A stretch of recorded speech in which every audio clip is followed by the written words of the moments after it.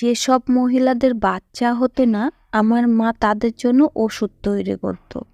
কিন্তু যে ঘরে তিনি মহিলাদের চিকিৎসা করত, সেই ঘরে একমাত্র মা আর তার চাকরানী ছাড়া আর কেউই যেতে পারত না। আমার বিয়ে 2 বছর হলো, কিন্তু তখনও বাচ্চা হলো না। তাই আমি মাকে বললাম, আমার জন্য ওষুধ তৈরি করে দাও। মা খুব কঠিন স্বরে না করে দিল। কিন্তু আর একদিন আমি তার চাকরানীকে বললাম আমাকে সাহায্য করতে। তাই চাকরানী নিজের মুখ লুকিয়ে মায়ের ঘরে গেল। মা তাকে জিজ্ঞাসা করলো যে তুমি মুখ ঢেকে এসেছো কেন? সে বলতে লাগলো যে আমার মুখ কেটে গেছে। তার পরের দিন সেই চাকরানীর জায়গায় আমি মায়ের সেই ঘরে গেলাম। আর এরপর যে ঘটনাটি আমি দেখলাম, সেটা দেখে আমার তো জীবন বেরিয়ে যাওয়ার মতো অবস্থা হলো। আমার মায়ের নাম নমিতা। আমার মা তার সময়ে সবথেকে বেশি লেখাপড়া করা মহিলা ছিলেন, আর গ্রামের মধ্যে প্রথম এমন মেয়ে ছিলেন যে কিনা ডাক্তার হয়েছিলেন। কিন্তু তার পড়াশুনো কমপ্লিট হয়নি, কারণ তার বাবা হঠাৎ এই দুনিয়া ছেড়ে চলে যান। এরপরে আমার মা বাচ্চা না হওয়া মহিলাদের চিকিৎসা করতে লাগলেন। আর এভাবে একদিন তার বিয়ে আমার বাবার সাথে হলো। আর তারপর আমি এই দুনিয়াতে এলাম। আর এখন আমারও বিয়ে হয়েছে। আমার মা ঘরের মধ্যে মহিলাদের চিকিৎসা করতেন। আর যে মহিলারা চিকিৎসা করতেন তার কনফার্ম বাচ্চা হতো। মা লেখাপড়া জানা মহিলা ছিলেন, কিন্তু একটা ব্যাপার খুবই অদ্ভুত লাগতো। আর তা হলো কেন সে এর জন্য আলাদা একটি ঘর বানিয়েছিলেন, যেখানে সে সব মহিলাদের চিকিৎসা করত। আমার 17 বছর বয়স হয়ে গিয়েছে, কিন্তু আমি এখনো পর্যন্ত ওই ঘরটা খুলেও দেখিনি যে ভিতরে কি আছে। ওখানে শুধুমাত্র আমার মা আর তার চাকরানী যেতে পারত। তার বয়স আমার মায়ের মতোই ছিল। সে আমার মায়ের সুখ দুঃখের সাথে ছিল। আমার মা বিয়ের আগে থেকেই তাকে চিনত। আর এখন তো তারা দুজন একে অপরে খুব প্রিয় বন্ধু হয়ে গিয়েছে। কিন্তু একটা অদ্ভুত ঘটনা ছিল। সেটা হলো যে মাঝে মধ্যে তার সেই ঘর থেকে চেঁচানোর আওয়াজ আসতো। আওয়াজ শুনে মনে হতো যেন সেই সময় কোনো মহিলা তার সন্তান জন্ম দিচ্ছেন। কিন্তু এখানে তো কোনো মহিলা সন্তানের জন্ম হতো না, তাহলে চেঁচানোর আওয়াজ কেন আসতো? আমি ওই ঘরে যাওয়ার অনেক চেষ্টা করেছিলাম, কিন্তু মা কখনো আমাকে ভেতরে নিয়ে যাননি। আর আমার বাবাকেও নিয়ে যেতেন না। আমার বাবার মুখ তো আমার মা টাকা দিয়ে বন্ধ করে রেখেছিল, কেননা আমাদের বাড়িতে অনেক টাকা আসতো। মা একটা পেশেন্টকে দেখতে আর কয়েক হাজার টাকা নিত। আর যখন তারা জানতে পারতো যে তাদের সমস্যার সমাধান হয়ে গেছে, তখন তারা আমাদের জন্য মিষ্টি, কাপড়, ফল ইত্যাদি নিয়ে আসতো। বাড়িতে তো প্রতি সপ্তাহে এরকম জিনিস আসতেই থাকতো। মিষ্টি খেয়ে খেয়ে আমার ওজন বেড়ে গিয়েছিল। বাবা বলতো যে তোর এত ভারী শরীর হয়ে গেছে, বিয়ে দেব কি করে? তোকে তো কেউ বিয়েই করবে না। বাবার এই কথাটা মজা করে বলতো। আমারও বিয়ের খুব ইচ্ছা ছিল, তাই আমি বলতাম যে এটা তো ভালো, এখনই আমার বিয়ে করিয়ে দাও। ব্যাস, আমার মাথাটা সঙ্গে সঙ্গে বিয়ের দিকে ঘুরে গিয়েছিল। মা একটা ভালো সম্বন্ধ দেখে আমার বিয়ে দিয়ে দিল। আমার বর ভালো তো ছিল, কিন্তু আমার মাকে নিয়ে খুব মজা করত। আমার জীবন খুব ভালো কাটছিল।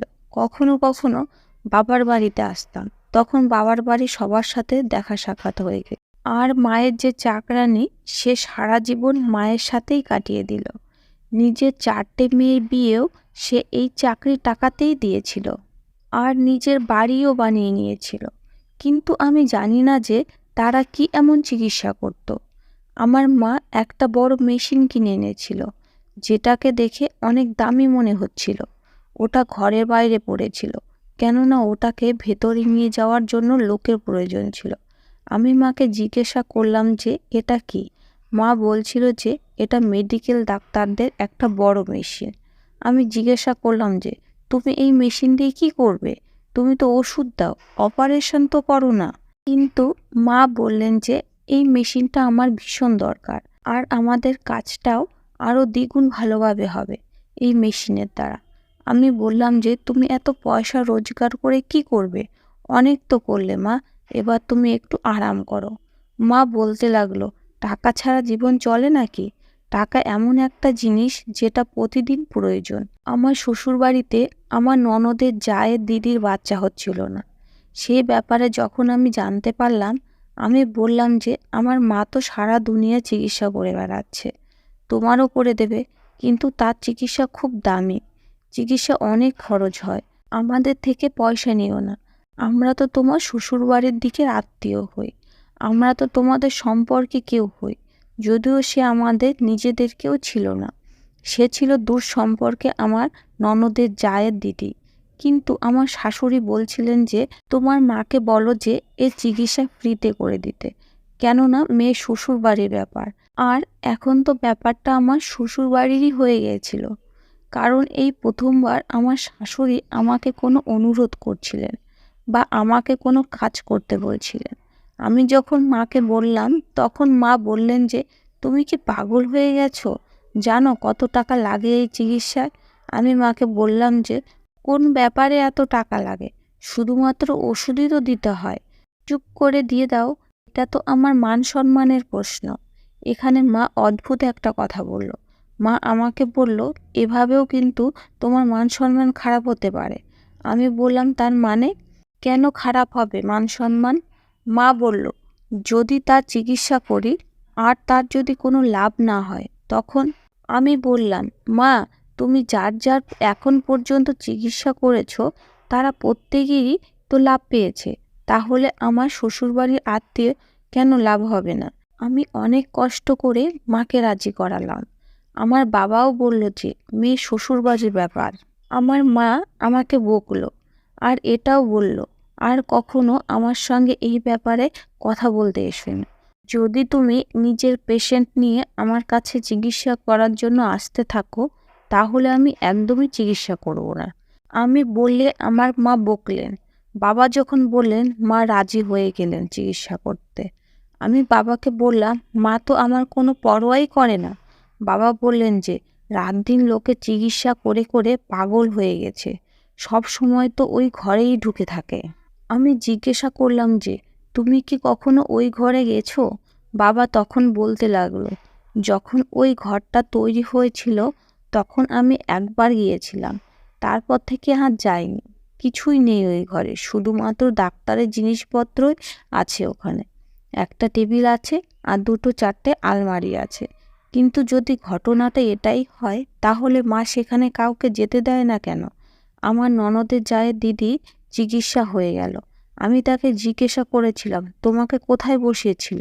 সে আমাকে বলল যে ঘরের ডাইনিং রুমে বসিয়েছিল। আমি বললাম যে তোমাকে ঘরে নিয়ে যায়নি? সে বলল যে না, আমাকে তো কোনো ঘরেই নিয়ে যায়নি। দু চারটে টেস্ট করালো আর তারপর চিকিৎসা শুরু করলো, ওষুধ লিখে দিল আর বলল যে যদি কপালে থাকে তাহলে বাচ্চা হবে, না হলে এর কোনো চিকিৎসা নেই। আমি অবাক হয়ে গেলাম যে আমার মা সারা দুনিয়ায় চিকিৎসা করছে, আর এটা হতেই পারে না। আমার মা পুরো দুনিয়াকে বলে বেড়াচ্ছে যে এই চিকিৎসা, এটা হতেই পারে না যে বাচ্চা হবে না। তবেই তো লোকেরা এসে লাখ লাখ টাকা খরচ করে। এখন যখন মা টাকা পাচ্ছে না, তার মানে এই যে টাকা পায়নি বলে মা মন থেকে তার চিকিৎসা করেনি। আমার মা তো খুব লোভী হয়ে গেছেন। তারপর আমি ভাবলাম যে দেখা যাক, হতেও তো পারে যে বাচ্চা হয়ে যাবে। আমার মা ননদের জায়ের দিদি চিকিৎসা করলো, কিন্তু কোনো লাভই হলো না। তাই আমার ননদ বলল, এমনি এমনি নিজের মায়ের প্রশংসা সবসময় করো। আমি তো কোনো লাভই পেলাম না। কিন্তু তোমার মা খুব ভালো মানুষ, উনি বলেছেন যে যখন ভগবান চাইবেন তখনই বাচ্চা হবে। আজকাল তো এরকমই অবস্থা, 1 মাস যদি বাচ্চা না হচ্ছে তো নানা রকম কথা বলা শুরু করে দেয় লোকেরা। আমিও চিন্তায় পড়ে গেলাম, কেননা আমারও বিয়ে হয়েছে 2 বছর হয়ে গেছে। আমার শ্বশুরবাড়ির সেই আত্মীয় আমাকে বলল যে তোমার মা তো তোমাকে চিকিৎসা করতে পারে, বা তুমি নিজে তার থেকে পরামর্শ নিতে পারো। উনি বললেন যে দেরি করো না, তোমার আবার আমার মতো অবস্থা না হয়, কেননা তারপর কিন্তু আর এই বাড়ির লোকেরা তোমাকে পছন্দ করবে না। আমিও তো এই বাড়িরই সদস্য, তারপরেও আমার পিছনে কত কথা তারা বলতো। আর তুমি তো পরের বাড়ির মেয়ে, তাহলে তোমাকে নিয়ে না জানি এরা কি কি বলবে আর কি কি করবে। আমি এরপর খুব চিন্তায় পড়ে গেলাম, কেননা এখনও তো এত বেশি দেরি হয়নি। এখন থেকে আমার শাশুড়ি বেশ কিছু কথা বলতে শুরু করেছে। সে বলতে লাগলো, এতক্ষণে তো এই বাড়িতে খুশির খবর চলে আসার কথা। ননদের যা তো 4 বছর ধরে চিকিৎসা করালো, কিন্তু কিছুই হলো না। আমার তো মাত্র 2 বছর হয়েছে, দেখা যাক না কি হয়। আমি এদের সবার কথায় আর আচরণে ভীষণ চিন্তায় পড়ে গেলাম। আমি আমার বর আর শাশুড়িকে না বলেই ডাক্তারের কাছে চলে গেলাম আর চেক আপ করালাম। উনি পরীক্ষা করার জন্য বললেন আর বললেন যে 2 দিনে তুমি রেজাল্ট জেনে যাবে। আমি বললাম যে টেস্ট রিপোর্ট নিতে আমি আসতে পারবো না, আপনি এক কাজ করেন, আমাকে ফোনে রিপোর্ট পাঠিয়ে দেবেন। উনি বললেন ঠিক আছে, আমার নাম্বার নিয়ে যাও। ডাক্তারটা ভীষণ ভালো ছিল, বুঝে গিয়েছিল যে আমি বারবার লুকিয়ে লুকিয়ে বেরোতে পারবো না। এই 2 দিন আমি যে কিভাবে কাটিয়েছি শুধুমাত্র আমিই জানি। 2 দিন পর ডাক্তারের ফোন আসলো আর উনি আমাকে রিপোর্ট বললেন। উনি বললেন, আপনার সমস্যা আছে, আপনি কখনোই মা হতে পারবেন না। আমার আপনাকে এটাই বলার যে আপনি কোনো ছোটোখাটো চিকিৎসা করিয়ে কোনো ওষুধপত্র খেয়ে নিজের শরীর বা নিজের জীবন নষ্ট করবেন না। তার বদলে আপনি টেস্ট টিউব বেবির মাধ্যমে বাচ্চার জন্ম দিতে পারেন। কিন্তু টেস্ট টিউব বেবির চিকিৎসা এতটা সহজ না, তাতে অনেক টাকা লাগে। কিন্তু ডাক্তারের বলা ছিল যে প্রথমত তুমি এখনও যুবতী, আর এখন তোমার বিয়ে প্রথম দিক, এখন তো সবে শুরু। তোমার বর রাজি হয়ে যাবে, পরে তোমার বর এটাই ভাববে যে লাখ টাকা খরচ করে এমন চিকিৎসা করিয়ে যেখানে মাত্র 40% ঠিক হয় আর যার কোনো গ্যারান্টি নেই, সেটা করিয়ে কি হবে। এই জন্য ছেলেরা লাখ টাকা খরচ করে দ্বিতীয়বার বিয়ে করে নেয় আর প্রত্যেক বছর তারা বাচ্চা জন্ম দেয়। আমি ভীষণ চিন্তায় পড়ে গেলাম। আমি সারা রাত ধরে কেঁদেছিলাম। বর জিজ্ঞাসা করলে বলে দিলাম যে কিছুই হয়নি। আমি ভীষণ দুঃখ পেয়েছিলাম, কেননা আমি কখনো ভাবিনি যে আমার সাথে এরকম হবে। তারপর একদিন আমার গ্রামে একটা মেয়ে আমার কাছে এলো।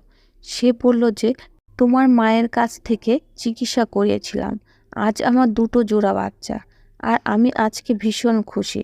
আর সে আমাকে ধন্যবাদ জানালো। সে আমার মায়ের প্রশংসা করতে লাগলো আর বলতে লাগলো ভগবান ওনার হাতে জাদু দিয়ে পাঠিয়েছেন, যারই চিকিৎসা করেন সেই ঠিক হয়ে যায়। আমি ওই মহিলার কথায় ভীষণ খুশি হলাম আর যেন মনে মনে শান্তি পেলাম। সে আমাকে বলল, 10 বছর পর্যন্ত আমার কোনো বাচ্চা হয়নি, যখন তোমার মায়ের কাছে চিকিৎসা করালাম তখন বাচ্চা হয়ে গেল। তোমার মা, তুমি তো সব কিছুই জানবে।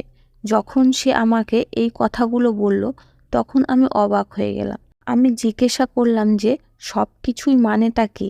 সে বলল, এটাই যে চিকিৎসা কিভাবে হয়। আমি বললাম তুমি জানো? কিন্তু আমি তো জানি না। সে বলল, ছাড়ো এ কথা, বাদ দাও। আমার মা 1 মাস পর্যন্ত সবার চিকিৎসা করত।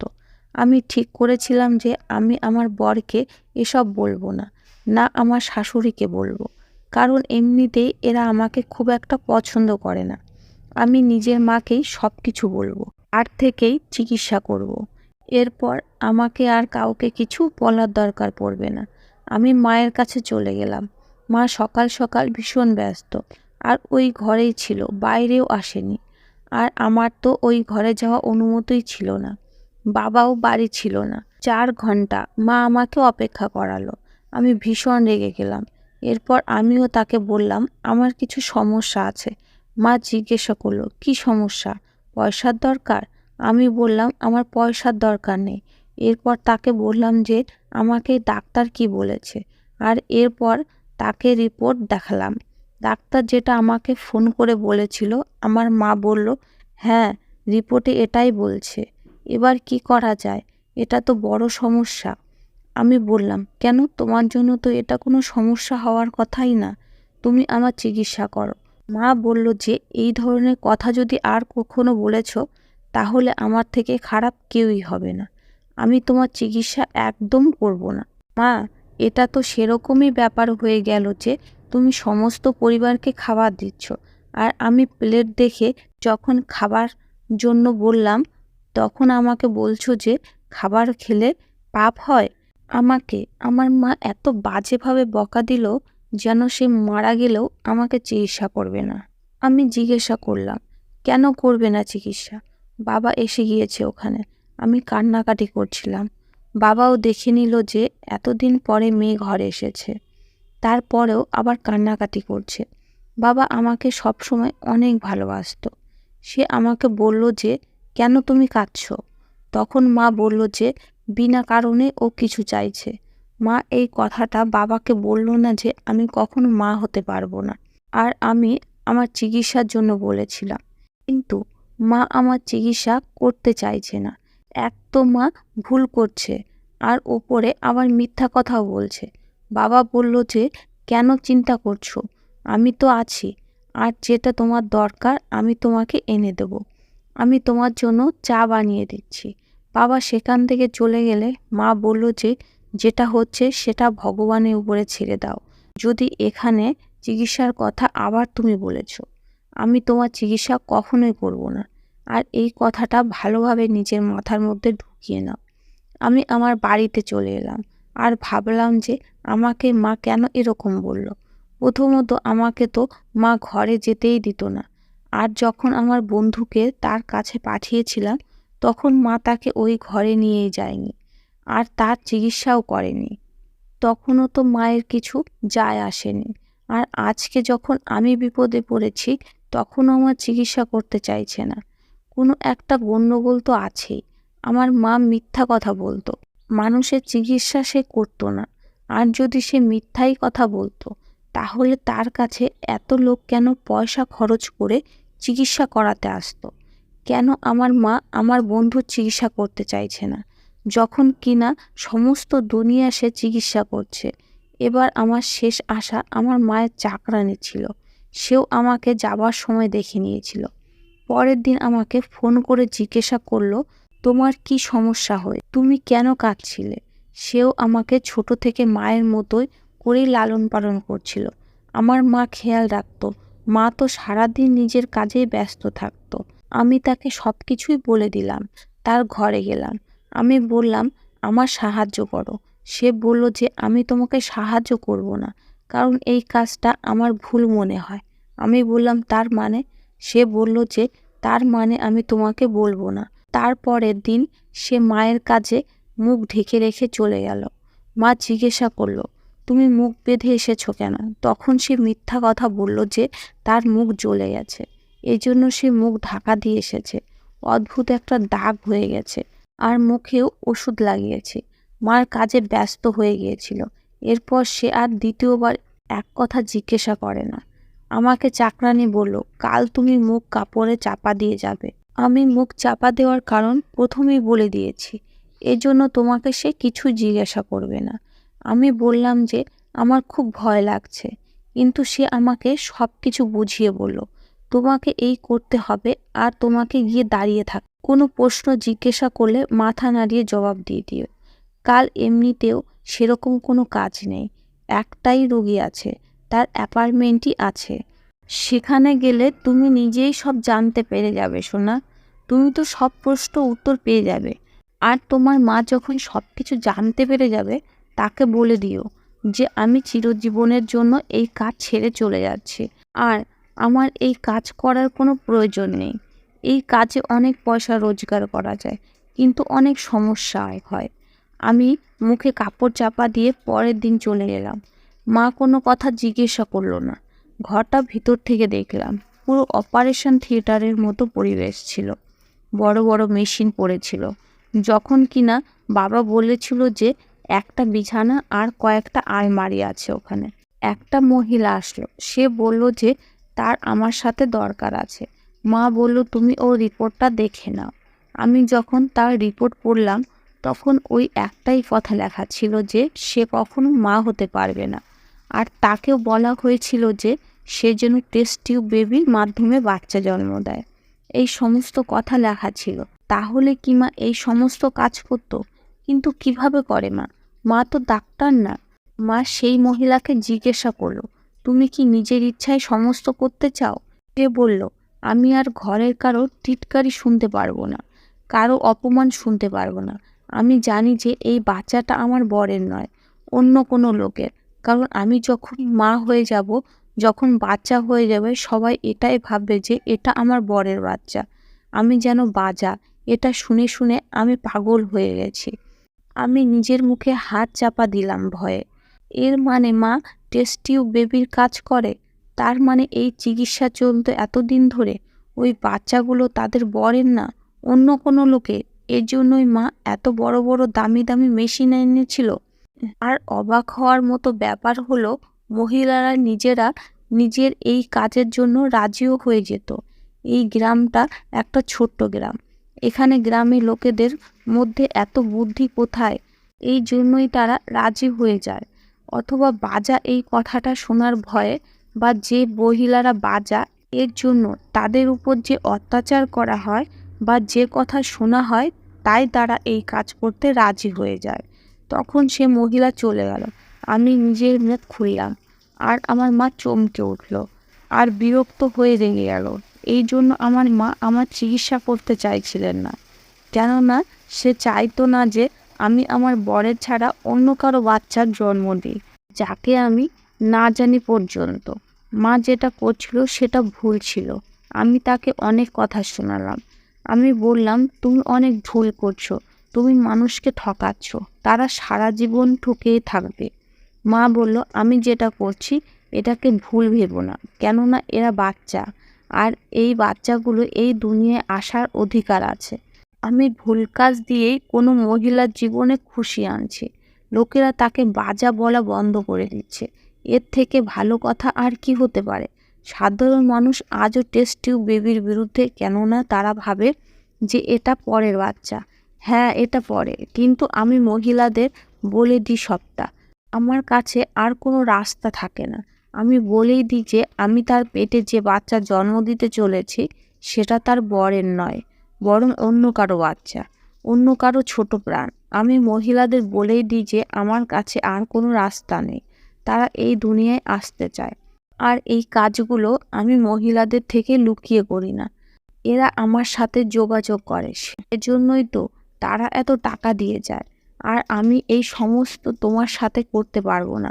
আমি মাকে বললাম, আমি জানি না তুমি ঠিক করছো না ভুল করছো, কিন্তু তোমার চাকরানি আমাকে দিয়ে তোমার কাছে এই কথাটা বলে পাঠিয়েছে যে তোমার সাথে সে আর এই কাজ করবে না। চিরজীবনের জন্য এই কাজ থেকে সে চলে গেছে। আমি জানি না আমার মা ঠিক করছিল না ভুল করছিল, শুধুমাত্র আমি সেখান থেকে ফিরে এসেছিলাম শ্বশুরবাড়িতে। আমার অদ্ভুত লাগছিল, সাধারণ মানুষের সামনে মা নিজের প্রাণের ঝুঁকি নিয়ে এই কাজ করছিল। আর কাল যদি কেউ জানতে পারতো, তাহলে তারা এত রেগে যেত যে তারা প্রতিশোধ নিতই। আর তারপর কি করতো মা? কিন্তু মা 1 বছর পর সেই কাজটা ছেড়ে দিয়েছে। মনে হয় তার চাকরানি চলে যাওয়ার পর একা একা সে সেই কাজ আর করতে পারছিল না, সেজন্যই সে কাজটা ছেড়ে দিয়েছে। যে কাজ সে ছেড়ে দিয়েছে, আমি এই কথাটা কাউকে বলিনি, এমনকি বাবাকেও না। আমি আমার বরকে বলে দিয়েছিলাম যে আমি কখনো মা হতে পারবো না। সেটা শুনে সে চুপ করে গিয়েছিল। সে বলল, ঠিক আছে, যা হবে দেখা যাবে। এরপর 4 বছর হয়ে গিয়েছিল। আমার এখনো বাচ্চা হয়নি, কিন্তু আমি ভগবানের কাছে প্রার্থনা করি, কারণ ঈশ্বরের কাছে প্রার্থনা করলে তা কখনো ফেরত আসে না। ঈশ্বরকে প্রার্থনা করলে ফিরিয়ে দেয় না। আর আশীর্বাদে আমি একদিন ঠিকই মা হব। আপনারাও সবাই আমার জন্য প্রার্থনা করবেন বন্ধুরা। ধন্যবাদ বন্ধুরা।